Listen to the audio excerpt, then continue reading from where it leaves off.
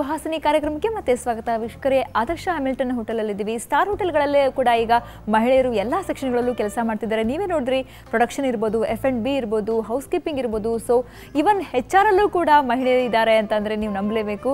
So ಇಡೀ ಈ ಒಂದು ಮಹಿಳಾ ಟೀಮ್ನ ಕ್ಯಾಪ್ಟನ್ ಅಂತಲೇ ಹೇಳ್ಬೋದು HR ವನಿತಾ ಅವ್ರ ನಮ್ಮ ಜೊತೆ ಇದ್ದಾರೆ. ಬನ್ನಿ ಅವ್ರನ್ನೇ ಕೇಳೋಣ. ಸೊ ವನಿತಾ, ಹೇಗಿದೆ ಕೆಲಸ ನಿಮ್ಮದು? ಅದು ನಿಮ್ಮ ಟೀಮ್ ಹೇಗಿದೆ ಒಟ್ಟಾರೆ ಅಂತ?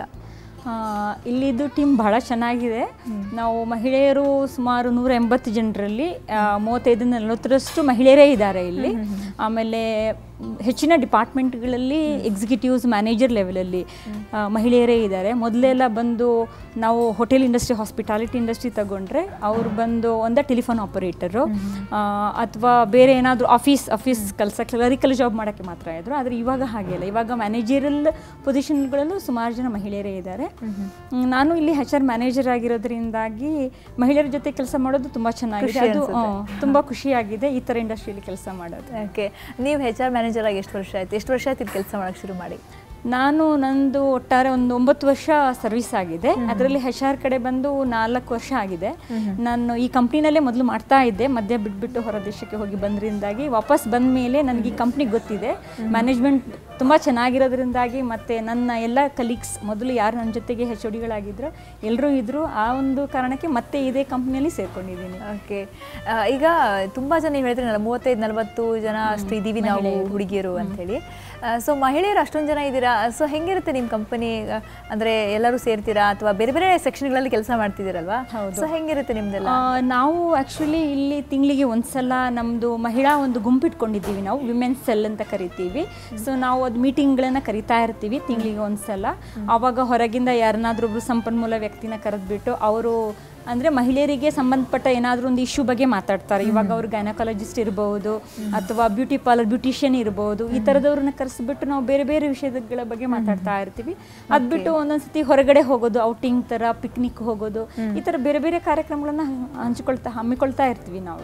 ಓಕೆ, ತುಂಬ ಚೆನ್ನಾಗಿರುತ್ತಲ್ಲ. ಅಂದರೆ ಪಿಕ್ನಿಕ್ ಹೋಗೋದು ಅಂತ ಹೇಳಿದ್ರಿ, ಆಮೇಲೆ ವಿಮೆನ್ ಸಂಬಂಧಪಟ್ಟಂಗೆ ಒಂದು ಸ್ಪೀಚ್ ಇರುತ್ತೆ. ಹೌದು, ನಿಜವಾಗ್ಲೂ ಅಂದರೆ ನಿಮ್ಮ ಕೆಲಸದ ಬಿಡುವೆ ಅದೆಲ್ಲ ಆಗ್ಬಿಟ್ಟು ಮತ್ತೆ ಒಂದು ಎಕ್ಸ್ಟ್ರಾ ಇವರು ಬಂದು ಮಹಿಳೆಯರು ಹೆಚ್ಚಿನವರು ಇಲ್ಲಿ ಬಂದಿರೋರು ಏನಾಗಿದ್ದಾರೆ ಅಂದರೆ ಅವ್ರ ಮನೆಯಲ್ಲೂ ಕೂಡ ಅವರೊಂದು ತಾಯಿಯಾಗಿಯೋ ಅಥವಾ ಅಕ್ಕ ತಂಗಿಯಾಗಿಯೋ ಅವ್ರಿಗೆ ಒಂಥರ ಡ್ಯೂಯಲ್ ರೋಲ್, ಎರಡು ಕಡೆ ಕೆಲಸ ಮಾಡ್ತಾ ಇರ್ತಾರಲ್ಲ. ಸೊ ಇಲ್ಲಿ ಬಂದಾಗ ಅವ್ರಿಗೆ ಮತ್ತೆ ವಾಪಸ್ ಅದು ಕೆಲಸ ಅಂತ ಒಂದು ಸ್ಟ್ರೆಸ್, ಒತ್ತಡ ಥರ ಆಗಬಾರ್ದು ಅಂತೇಳಿ ಮೈಂಡ್ ರಿಫ್ರೆಶ್ ಆಗಲಿಕ್ಕೆ ಕೂಡ ಅಂತ ಹೇಳಿ ನಾವು ಬೇರೆ ಬೇರೆ ಆಕ್ಟಿವಿಟೀಸ್ಗಳನ್ನ ಇಟ್ಕೊಂಡಿರ್ತೀವಿ. ಓಕೆ, ನೀವು ಹೇಳ್ದಂಗೆ ಸೊ ವಿಮೆನ್ ನೋಡಿ ಹುಡುಗರ ಥರ ಬರೀ ಒಂದು ಜಾಬ್ ಅಂದ್ಕೊಂಡು ಹೋಗಲ್ಲ. ಸೊ ಅವರಿಗೆ ಬೇರೆ ಬೇಕಾದಷ್ಟು ಜವಾಬ್ದಾರಿ ಇರುತ್ತೆ. ಸೊ ಮನೆ ಇರುತ್ತೆ, ಮನೇಲಿ ಮಕ್ಕಳು, ನೀವು ಹೇಳ್ದಂಗೆ ಮನೆ ಜವಾಬ್ದಾರಿ ಇರುತ್ತೆ, ಅದ್ರ ಜೊತೆಗೆ ಅಟ್ ದ ಸೇಮ್ ಟೈಮ್ ಕೆಲಸನೂ ಮಾಡ್ತಿರ್ತಾರೆ. ಸೊ ಹೆಂಗೆ ಅನ್ಸುತ್ತೆ ಇಲ್ಲಿ ಯಾರಾದರೂ ಆ ಥರ ತುಂಬ ಖುಷಿಯಾಗಿ ಅಥವಾ ತುಂಬ ಕಷ್ಟ ಆಗುತ್ತೆ ಅಂತಿದ್ದಾರೆ ಅಥವಾ ನಿಮ್ದೇ ತೊಗೊಳೋದ್ರೆ ನಿಮ್ಗೆ ಏನು ಅನ್ಸುತ್ತೆ? ಆ್ಯಕ್ಚುಲಿ ಇಲ್ಲಿ ಬಂದು ನಾನು ನೋಡಿದ ಪ್ರಕಾರ ನಾನು ಬೇರೆ ಹೋಟೆಲ್ ಇಂಡಸ್ಟ್ರಿ, ಹಾಸ್ಪಿಟಾಲಿಟಿಲಿ ಕೆಲಸ ಮಾಡಿದ್ದೀನಿ. ಇಲ್ಲಿ ನನಗೇನು ಅನಿಸ್ತಂದರೆ ನಾನು ಸ್ಟಾರ್ಟಿಂಗಿಂದ ಯಾರ್ಯಾರು ಮಹಿಳಾ ಎಂಪ್ಲಾಯೀಸ್ ಇದ್ದಾರಾ ಅವ್ರು ಇನ್ನೂ ಕೆಲಸ ಮಾಡ್ತಾ ಇದ್ದಾರೆ ಇಲ್ಲಿ. ಅದು ನೋಡಿ ನಂಗೆ ಏನು ಅನಿಸ್ತಾ ಇದೆ, ನಿಮ್ದು ಕೂಡ ಫ್ಯಾಮಿಲಿ ಇದೆ, ಸೊ ಇಲ್ಲಿ ಕೆಲಸ ನನಗೆ ಏನು ಆ್ಯಕ್ಚುಲಿ ನಾನು ಇಲ್ಲಿ ವಾಪಸ್ ಇರಬೇಕಂದ್ರೆ ನನ್ನ ಹಸ್ಬೆಂಡೇ ನನಗೆ ಇನ್ಸಿಸ್ಟ್ ಮಾಡಿದ್ದು, ನೀನು ವಾಪಸ್ ಕೆಲಸಕ್ಕೆ ಹೋಗೋದಿದ್ರೆ ನೀನು ಅದೇ ಕಂಪ್ನಿ ಸೇರ್ಕೋ, ಅದೇ ಇಂಡಸ್ಟ್ರಿ ಸೇರ್ಕೋ ಅಂತೇಳಿ. ಅವ್ರಿಗೆ ಗೊತ್ತು ಅಂದರೆ ನಮ್ಮದು ಟೈಮಿಂಗ್ಸ್ ಇರ್ಬೋದು, ಆಮೇಲೆ ವರ್ಕು ಪ್ರೆಷರ್ ಇರ್ಬೋದು ಇಲ್ಲಿ ಬಂದು, ಆಮೇಲೆ ಅದೇ ಮನೆ ನಿಭಾಯಿಸ್ಕೊಂಡು ಇಲ್ಲಿ ಹೋಗೋದು ಸುಮಾರು ಜನ ಇದ್ದಾರೆ. ಅವರೆಲ್ಲ ಹೇಳ್ತಾರೆ ಅಂದರೆ ನಮಗೇನು ಆ ಥರ ಪ್ರಾಬ್ಲಮ್ ಅಂತ ಅನಿಸೇ ಇಲ್ಲ ಇಲ್ಲಿ ಕೆಲಸ ಮಾಡೋದಕ್ಕೆ ಅಂತ ಹೇಳಿ. ಹೋಟೆಲ್ ಇಂಡಸ್ಟ್ರಿ ಅಂತಂದಾಗ ಕೆಲವು ಸೆಕ್ಷನ್ಸ್ಗಳಿರುತ್ತೆ. ನಾನೇ ಈಗ ನೋಡಿದೆ, ಸೊ ಪ್ರೊಡಕ್ಷನ್ ಇರ್ಬೋದು, F&B ಇರ್ಬೋದು, ಆ್ಯಂಡ್ ಹೌಸ್ ಕೀಪಿಂಗ್ ಇರ್ಬೋದು. ಸೊ ಪ್ರತಿಯೊಂದು ಸೆಕ್ಷನಲ್ಲೂ ಇದ್ದಾರೆ ಹೆಣ್ಮಕ್ಳು. ಸೊ ಹೆಂಗೆ ನಡೀತಿದೆ? ಆಯಾ ಸೆಕ್ಷನ್ಗಳು ಚೆನ್ನಾಗಿ ನೋಡ್ಕೋತಿದ್ದಾರೆ, ಇಲ್ಲ ಜವಾಬ್ದಾರಿ ಹೆಂಗೆ ಹ್ಯಾಂಡಲ್ ಮಾಡ್ತಾರೆ? ಆ್ಯಕ್ಚುಲಿ ಇವಾಗ ಹಾಸ್ಪಿಟಾಲಿಟಿ ಅಂದರೆ ಹೋಟೆಲ್ ಇಂಡಸ್ಟ್ರೀಸ್ ಅಂದರೆ ಇದು ಬಂದು ಇಟ್ಸ್ ಮೋರ್ ಲೈಕ್ ಅಂದರೆ ಗೆಸ್ಟ್ ಇಂಟ್ರಾಕ್ಷನ್ ಇರ್ಬೋದು, ಆಮೇಲೆ ಗೆಸ್ಟ್ ಸರ್ವಿಸ್ ಇರ್ಬೋದು. ನಾವು ಅತಿಥಿ ಸತ್ಕಾರ ಅಂತ ಏನು ಮನೇಲಿ ಹೇಳ್ತೀವಿ, ಮನೆಗೆ ಗೆಸ್ಟ್ ಬಂದರೆ ಯೂಶ್ವಲಿ ನಾವು ನಮ್ಮ ಮನೇಲಿ ಹೆಣ್ಮಕ್ಳೇ ಅಲ್ವಾ, ತಾಯಂದ್ರೆ ಅಡುಗೆ ಮಾಡೋದು ಅವರೇ, ಸರ್ವ್ ಮಾಡೋದು ಅವರೇ, ಎಲ್ಲ ಟೋಟಲ್ ಎಲ್ಲ ಕೀರ್ ಅವರೇ ತಗೊಳ್ತಾರೆ.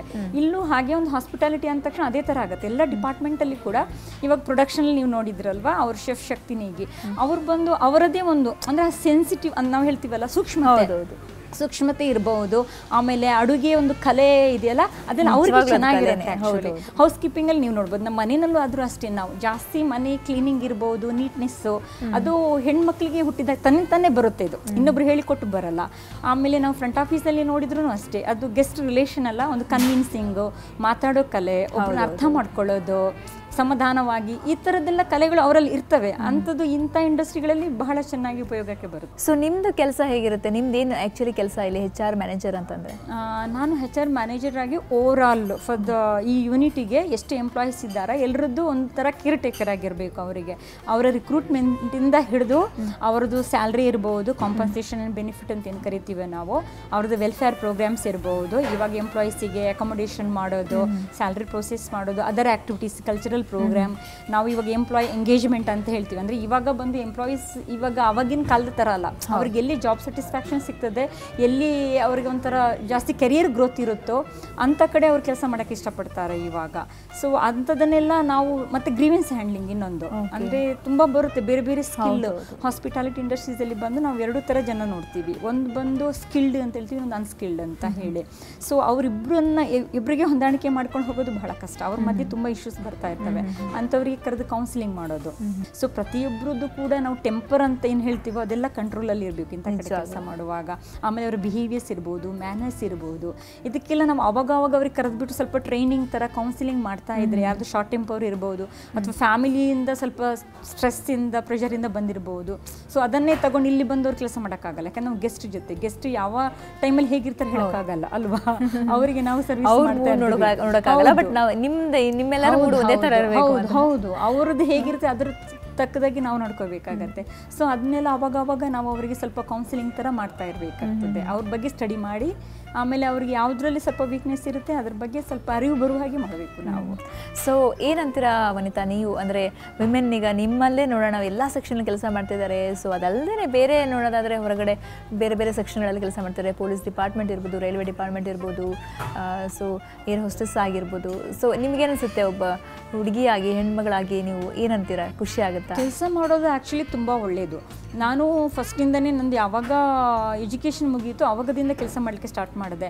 ಮತ್ತು ಮಧ್ಯ ಒಂದು ಸತಿ ಮದುವೆಯಾಗಿ ಮಗು ಆಗೋ ಟೈಮಲ್ಲಿ ಸ್ವಲ್ಪ ಬ್ರೇಕ್ ಬಂತು. ಬಟ್ ಅದು ಜಸ್ಟ್ 1.5 ಇಯರ್ವರೆಗೆ ಮಾತ್ರ. ಅದಾದ ತಕ್ಷಣ ಎಗೇನ್ ನನಗೆ ಒಂಥರ ಮನೆ ಒಳಗಡೆ ಇದ್ದು ಬರೀ ಅದೇ ಕೆಲಸ ಅಲ್ಲ, ಮೊನೋಟನಸ್ ಆಗಿ ಹೋಗುತ್ತೆ. ಹೊರಗಡೆ ಬಂದ ತಕ್ಷಣ ನಮಗೂ ಬೇರೆ ಜನರನ್ನು ಮೀಟ್ ಮಾಡ್ತೀವಿ, ಅವ್ರ ಜೊತೆ ಮಾತಾಡ್ತೀವಿ. ಆಮೇಲೆ ನಮಗೂ ಒಂದು ಕಲಿಕೆ ಅನ್ನೋದು ಲರ್ನಿಂಗ್ಸ್ ಯಾವಾಗಲೂ ಇರುತ್ತಲ್ವ, ಅದನ್ನು ನಮಗೂ ಸಿಕ್ಕುತ್ತೆ. ಆಮೇಲೆ ಮನೆ ಒಳಗಡೆ ಇದ್ರೆ ನಾವು ಬರೀ ಅವ್ರನ್ನ ಇವ್ರನ್ನ ನೋಡಿಕೊಂಡು ಕಂಪೇರ್ ಮಾಡಿ ಅದನ್ನು ಮಾತ್ರ ಮಾತಾಡ್ತೀವಿ. ಯೂಶ್ವಲಿ ಮಹಿಳೆಯರು ಮನೇಲಿ ಇದ್ದವರು ಅವರಿಗೆ ಜಾಸ್ತಿ ಸಮಸ್ಯೆ ಇರುತ್ತೆ ಹೊರಗಡೆ ಹೋಗೋದಕ್ಕಿಂತ. ಹೊರಗಡೆ ಹೋದವ್ರು ಬೇರೆಯವ್ರನ್ನ ನೋಡಿ ನಾವು ಕಲಿತೀವಿ, ನಮ್ಗಿಂತ ಕಷ್ಟ ಅವ್ರಿಗಿರುತ್ತೆ ಅಂತ ಗೊತ್ತಾಗತ್ತೆ. ಆಮೇಲೆ ನಾನು ಹೇಳೋ ಪ್ರಕಾರ ಮಹಿಳೆಯರು ಉದ್ಯೋಗ ಮಾಡೋದು ಈಗಿನ ಕಾಲದಲ್ಲಿ ಇಟ್ಸ್ ಮಸ್ಟ್ ಆ್ಯಂಡ್ ಶುಡ್. ಆವಾಗಲೇ ಅವರಿಗೆ ವೆರಿ ಗುಡ್ ಫೈನಾನ್ಷಿಯಲ್ ಆಗಿ ಇಂಡಿಪೆಂಡೆನ್ಸ್ ಇರಲೇಬೇಕು. ಥ್ಯಾಂಕ್ ಯು ಸೊ ಮಚ್ ನಮ್ಮ ಜೊತೆ ಮಾತಾಡೋದಕ್ಕೆ. Thank you and thanks to your Suvarna TV team. So ವೀಕ್ಷಕರೇ ನೋಡೋದಲ್ಲ, ಹೋಟೆಲ್ ಮ್ಯಾನೇಜ್ಮೆಂಟ್ ಅಂತ ತೆಗೆದುಕೊಂಡಾಗ ಪ್ರತಿಯೊಂದು ಸೆಕ್ಷನ್ಗಳಲ್ಲೂ ಕೂಡ ಮಹಿಳೆ ಕೆಲಸ ಮಾಡ್ತಾ ಇದ್ದಾಳೆ. ಬೇರೆ ಬೇರೆ ಸೆಕ್ಷನ್ ಇರ್ಬೋದು, ಪ್ರೊಡಕ್ಷನ್ ಇರ್ಬೋದು, F&B ಇರ್ಬೋದು, ಸೇಲ್ಸ್ ಇರ್ಬೋದು, ಸೊ ಹೌಸ್ ಕೀಪಿಂಗ್ ಇರ್ಬೋದು, HR ಇರ್ಬೋದು. ಸೊ ನೋಡಿ ಎಷ್ಟೊಂದು ಕ್ಷೇತ್ರಗಳಲ್ಲಿ ಕೆಲಸ ಮಾಡ್ತಿದ್ದಾಳೆ. ಹಂಗೆ ನೋಡಿದ್ರೆ ಮಹಿಳೆ ಯಾವ ಕ್ಷೇತ್ರದಲ್ಲಿ ಕೆಲಸ ಮಾಡ್ತಿಲ್ಲ ಅಂತ ಕೇಳಬೇಕಾಗುತ್ತೆ. ಯಾಕಂದರೆ ಇದಷ್ಟೇ ಇಲ್ಲ, ಬೇರೆ ಬೇರೆ ಕ್ಷೇತ್ರಗಳಲ್ಲೂ ಕೂಡ ಮಹಿಳೆ ಮುಂಚೂಣಿಯಲ್ಲಿ ಸಾಗ್ತಾ ಇದ್ದಾಳೆ, ಮೇಲುಗೈ ಸಾಧಿಸಿದ್ದಾಳೆ, ಸೊ ಯಶಸ್ವಿಯನ್ನು ಪಡೆದಿದ್ದಾಳೆ. ಸೊ ಇದೇ ರೀತಿ ಮಹಿಳೆಗೆ ಸಂಬಂಧಪಟ್ಟಂತೆ ವಿಶೇಷವಾದ ಮಾಹಿತಿ ನಿತ್ಯ ಸುಹಾಸಿನಲ್ಲಿ ಸಿಗ್ತಾ ಇದೆ ಅಂತ ಅನ್ಕೋತೀನಿ. ಸೊ ನೇರದಿಟ್ಟ ನಿರಂತರ ಸುದ್ದಿಗಾಗಿ ನೋಡ್ತಾ ಇರಿ ಸುವರ್ಣ ನ್ಯೂಸ್.